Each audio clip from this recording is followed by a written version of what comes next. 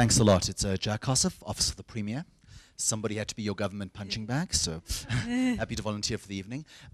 Simon, you jumped right at the end on one of, I think, the most important dimensions of this conversation that's been missing, which is the extent to which transformation has to be spatial. So just a report back from the front lines of some of the things you talk about in the report at length, which I think are very important, you know, sort of shared value creation, impact investing.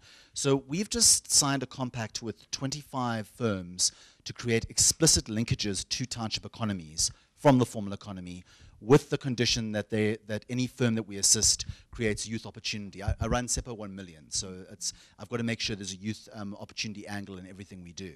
And what's really fascinating is the kind of barriers that we're encountering, because it speaks to a lot of the issues you're mentioning, but it specifies how the regulatory space has failed to account for how the space where the majority of people live, the majority of those in poverty live, is itself economically excluded. So from the point of view of, for example, township firms, even with some degree of off-take agreement, being able to access trade finance and asset finance. From the point of view of obligating firms, you mentioned this in outline, Simon, with the supermarket example, but entering into creative partnerships that foster micro-franchising and micro-enterprise sort of unraveling of the value chains. Getting those, the deconcentration of industry clusters right, for me, is a much more short-term thing we could achieve very rapidly, and it can be done in ways that create business value. I would just like to get the sort of the impression from our panel as to whether or not that's not a regulatory area that's, by the way, much faster than fixing public transport, for the record. So, okay, thank you. The gentleman in the middle. Yes, hi, my name is Bontshitwe Mothopeng, referred to as Mr. P. Just 5 points quickly. I know that. Sure. No. Okay. I was boiling while I was sitting here. Okay. Yeah. Go through them rapidly. Quickly, yeah. One, on corruption. Why is it when an official, when he gives it, when his child participate, when a black official, his child participate on a deal, it said it's corruption. When a white person's child participate on a deal, in fact, let me make it a simple claim. When Zille gives his child a tender in Western Cape, it's called empowering and enforcing and showing political power. In ESCOM, they say it's corruption. That is one. Two, on the issue of, you spoke about the issue of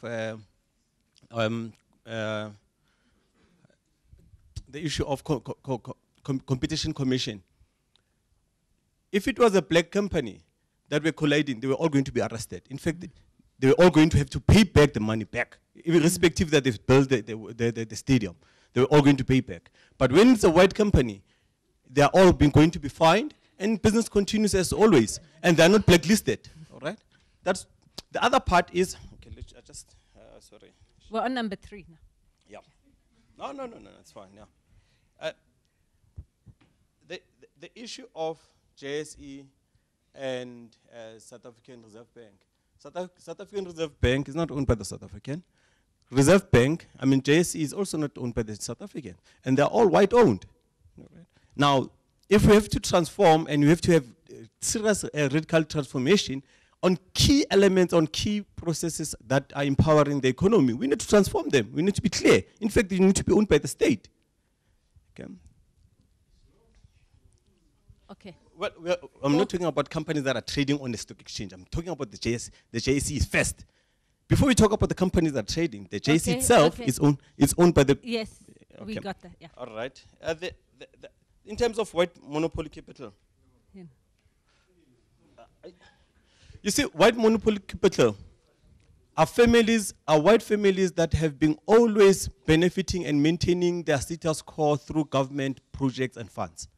For example, Anglo has been supplying coal to ESCOM for more than 50 years, billing ESCOM for much greater amount. And they'll continue to do that until we do what we call radical economic transformation by saying, look, it's either you're going to transform, get black businesses and black people to be part of your company, or if you don't want to, it's fine. We will procure from blacks.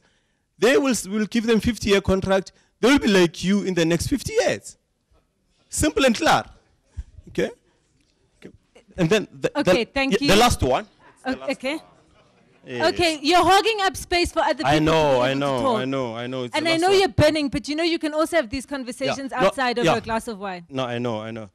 Then the final one. Whether we like it or not, why this radical economic transformation, it's relevant, and it's in fact it's irrelevant. Is that one prior in the late 90s, early 20s, we implemented BEE. There was a serious call for 51, and there was a request to say, no, we can't be like Zimbabwe in terms of indigenization. But we then adopted, as South Africans, as black and whites, as this rainbow nation, agreed to say, no, let's implement it on a systematic approach. And the systematic approach was that we'll get 20, 15 per sector. But what then happened in the process is that the whites, what they did is that they lock in our fathers and parents for 10 years. After 10 years, which is this year and last year, they're all selling them out, they're buying them out, meaning the entire sector the entire economy goes back to the whites. All right? And then today as we speak, 90% of your ABSA, Tokyo, sold back. Who owns ABSA again? Back to the whites. So the lock-in period has continued. Now we are seeing what? We are seeing all the whites are going to court and asking for what? Once empowered, always empowered status to remain. Okay, Is that correct? Our panel, I think, has got that. Thank you. And then the gentleman by the wall at the back.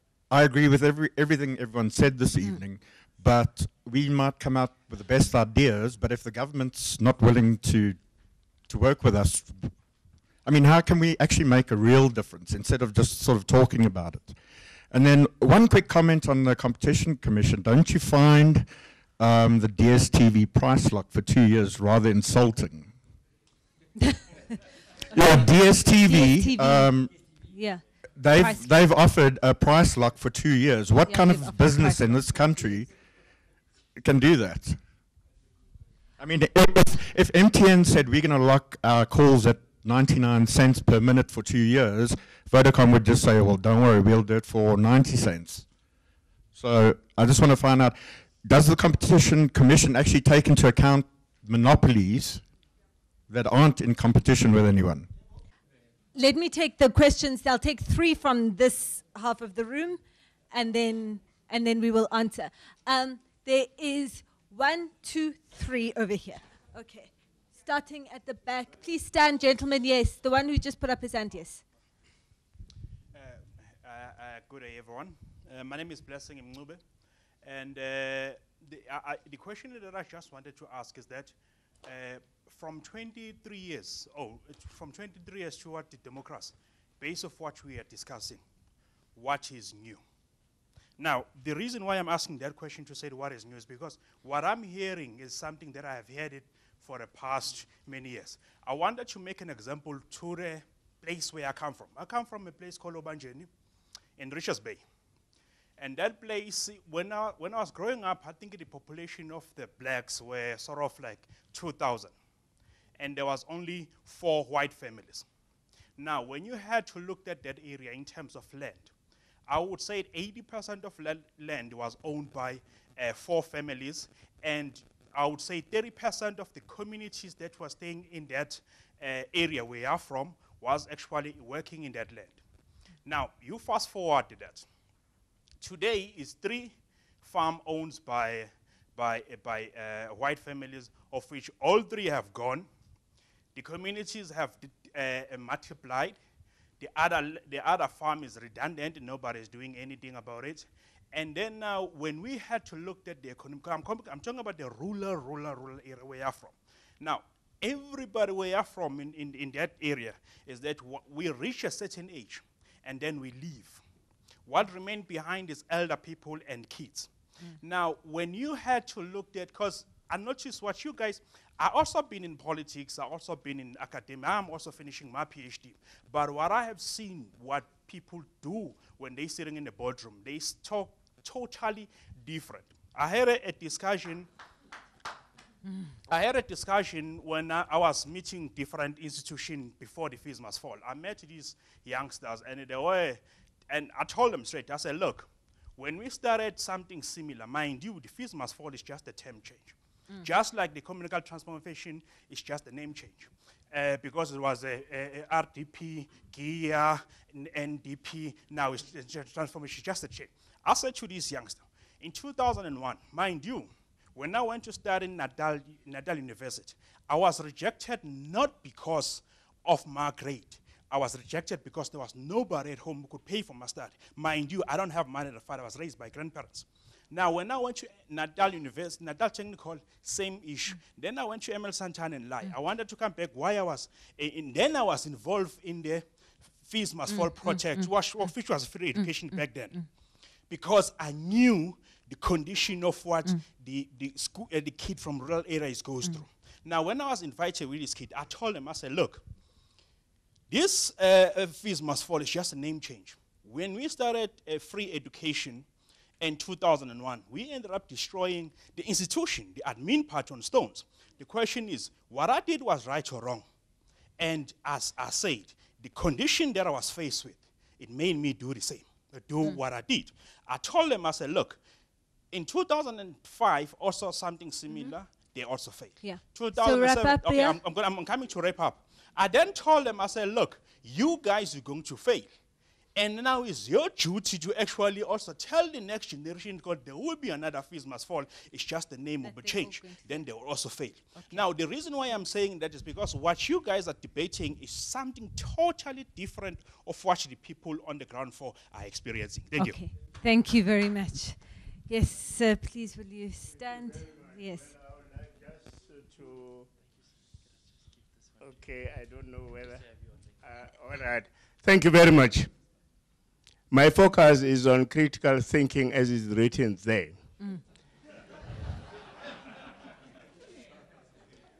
Besides that, I am challenged by the chairperson of this. He talked about apartheid, equivalent mathematics, and equal. Apartheid is equal to colonization. Yes. Do you agree? Yes, agree. Thank you very much. Let me, I'm a UNISA PhD graduate and alumni. Critical thinking is an intellectual discipline process actively and skillfully conceptualized to synthesize and also to bring reflection, reasoning, communication, and guide beliefs, which are called paradigms. When going further, there is no classroom change in South Africa because there is rote learning. Rote learning, it means it's a parrot type of learning. And it is cram, pass, and forget. This is not in any way like critical thinking, which will make you, which will change the mindset. And to change the mindset, it is academic culture. And academic culture starts from grade R to university. There is synergy between all of them. Besides that, education should be funded because education is a product that changes the minds for the benefit of the nations. Somebody talked here about fees must fall, and so on. And they say, my lady, that education is so expensive, no free education. All countries which has made strides in this world are those who take education as an important thing from grade R. To that type of education in grade R upwards must make entrepreneurs. Is education for life. My lady, yes, but the curriculum, yes, the curriculum we are having, it talks about critical thinking, yes, innovation, creativity. It is there. So the point is taken. Thank you very much about education, and the panel, I think. Oh, you don't want me to go further? No, please, because we're running out of time, and right. people are getting restless. So let us. No, we can take this outside. There's going to be lots of eats, so you can ask specific questions to the All other right, people. thank you. And then our lady over here, the one, hey, Mbogoto, thank you for balancing the testosterone. Sanvanani, I'm Nikiwe Bam. I'm just going to be quick on this. We're talking about economic transformation, and I just want to highlight these few things, which is, I think they have been mentioned in terms of government, in terms of democracy and so on. But if you were to, one person maybe, to ask what is democracy in our country, you'll see that it's when people are sitting there telling you that they have been in exile and then they have to be rich. And they have to earn a lot of salaries while other people below them, they are doing all the work for them. And then people below the others, they are doing all the dirty work and they don't get paid.